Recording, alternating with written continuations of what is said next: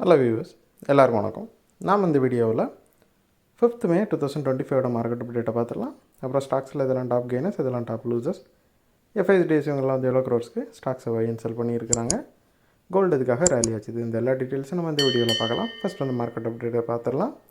Nifty பார்த்திங்கன்னா ஒரு 114 point வந்து ரேலியாக இருக்குது. நிஃப்டி வந்து 23,000க்கும் 25,000க்கும் இடையில வந்து முன்னாடி போயிட்டுருக்குது. வேர்ல்டு வைடாகவும் வந்து மார்க்கெட் வந்து ரொம்பவே வொலடைலாக இருக்குது. அதே மாதிரி இந்தியாவுக்கும் பாகிஸ்தானுக்கும் இடையிலையும் ஒரு அசாதாரண சூழ்நிலை நிலவிட்டுருக்குது. ஸோ அந்த டென்ஷனும் வந்து மார்க்கெட் வந்து கொஞ்சம் ப்ரெஷரில் வச்சுருக்குது. ஸோ அதனால் இந்த மாதிரி சந்தர்ப்பத்தில் வந்து இந்த மாதிரி சூழ்நிலையில் நம்ம வந்து பெரிய பொசிஷன்ஸை வந்து மார்க்கெட்டில், அதாவது பெரிய அளவுக்கு ட்ரேடிங் பொசிஷன்ஸை வந்து மார்க்கெட்டில் ஹோல்டு பண்ணாமல் இருக்கிறது ரொம்பவே நல்லது. அப்புறம் டாப் கெய்னர்ஸில் பார்த்திங்கன்னா ஃபஸ்ட் வந்து அதானி என்டர்பிரைஸ் இருக்குது. ஒரு 161 பாயிண்ட் வந்து ரேலி ஆகிருக்குது. யூஎஸில் இருக்கிற அந்த பிரைபரி கேஸ் ரிலேட்டடாக அதானியோட ஒரு டீம் வந்து ட்ரம்ப்போட அஃபிஷியல்ஸை வந்து மீட் பண்ணதாக ஒரு நியூஸ் வந்துச்சு.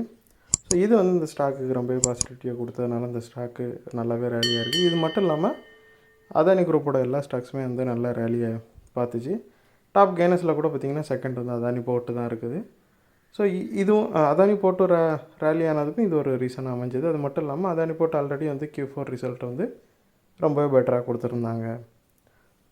அப்புறம் வந்து டாப் லூசர்ஸில் பார்த்திங்கன்னா ஃபஸ்ட்டு வந்து கொடாக் மஹேந்திரா இருக்குது. ஒரு 100 பாயிண்ட் வந்து விழுந்திருக்குது. அவங்களோட Q4 ஏர்னிங்ஸ் வந்து ரொம்பவே வீக்காக இருந்துச்சு. ஸோ அதை தொடர்ந்து பார்த்திங்கன்னா ப்ரோக்கரேஜஸும் வந்து ஸ்டாக்கை டவுன்கிரேட் பண்ணியிருக்கிறாங்க.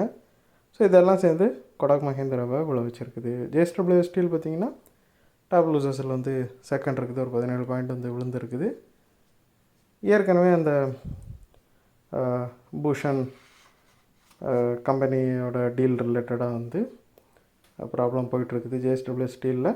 ஸோ அதோட இம்பேக்டில் தான் இது இந்த அளவுக்கு வீழ்ச்சியை சந்திச்சிருக்குது. அப்புறம் எஃப்ஐஎஸை பார்த்திங்கன்னா 13வது கண்டினியூஸ் டேவாக பை பண்ணுறாங்க. 497 கோடிக்கு வந்து பை பண்ணியிருக்கிறாங்க. டிஎஸ் வந்து 2788 கோடிக்கு வந்து பை பண்ணியிருக்காங்க. ரெண்டுமே பையர் சைடில் இருக்கிறாங்க. ஸோ ஸ்டில் வந்து மார்க்கெட்டில் வந்து ஒரு அன்சர்டனிட்டி நிலவறதுனால மார்க்கெட் வந்து பெரிய அளவுக்கு ரேலியாக முடியலை. அப்புறம் கோல்டு பார்த்திங்கன்னா ஃபியூ டேஸாக வந்து அது கரெக்டாகிட்டு இருந்துச்சு. அது எவ்வளோ கரெக்டாச்சோ அதை மறுபடியும் கெயின் பண்ணி $3,338 ட்ரேட் ஆகிட்டுருக்குது. ஒரு அவுன்ஸ் கோல்டு இன்டர்நேஷ்னல் மார்க்கெட்டில் 95 பாயிண்ட் வந்து ஒரே நாளில் ரேலியை சந்திச்சிருக்குது. ஸோ குளோபலி நிலவர அந்த அன்சர்டனிட்டி தான் இதுக்கு முக்கிய காரணம். அது மட்டும் இல்லாமல் ஃபெட் மீட்டிங்கும் இருந்துச்சு. ஸோ அதோட இம்பேக்ட்லையும் கோல்டு வந்து இந்த ரேலியை கொடுத்தது. ஸோ இந்த வீடியோவில் உங்களுக்கு கொடுத்த இன்ஃபர்மேஷன்ஸ் எல்லாம் கண்டிப்பாக ஹெல்ப்ஃபுல்லாக இருந்திருக்கும். நான் நம்புறேன் இது உங்களோட ஃபியூச்சர் ட்ரேடிங் செஷனுக்கு கண்டிப்பாக ஹெல்ப் பண்ணும். இந்த வீடியோ உங்களுக்கு பிடிச்சிருந்துச்சுன்னா லைக் பண்ணுங்கள், ஷேர் பண்ணுங்கள், மறக்காம சேனலுக்கு சப்ஸ்கிரைப் பண்ணுங்கள். அப்படியே இந்த பெல் ஐக்கானை கிளிக் பண்ணிங்கன்னா டெய்லி அப்டேட்ஸ் தவறாமல் கிடைக்கும். தேங்க்ஸ் ஃபார் வாட்சிங். Keep supporting. நான் இன்னொரு வீடியோ உங்களை சந்திக்கிறேன். தேங்க்யூ.